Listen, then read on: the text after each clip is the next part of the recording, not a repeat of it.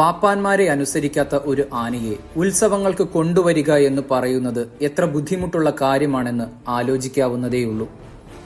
അത്തരത്തിൽ പാപ്പാന് മുന്നിൽ കീഴടങ്ങാൻ ഞാൻ തയ്യാറല്ല എന്ന മനോഗതിയുള്ളവൻ. അതാണ് ഗുരുവായൂർ ശങ്കരനാരായണൻ.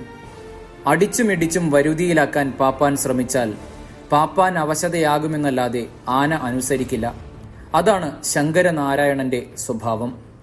അക്കാരണം കൊണ്ട് തന്നെ ആനയെ അത്രയും മനസ്സിലാക്കി നടക്കുന്ന ഒരു പാപ്പാനു മാത്രമേ ഇവനെ ഒരു ആൾക്കൂട്ടത്തിലേക്ക് കൊണ്ടുപോകാൻ കഴിയൂ.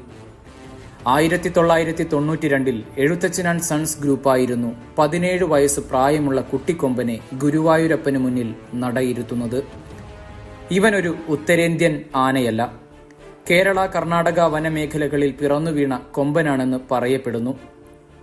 ലക്ഷണങ്ങൾ കൊണ്ട് വളരെ ഭംഗിയുള്ള ആനയാണെങ്കിലും സ്വഭാവം കുറച്ച് പ്രശ്നമായി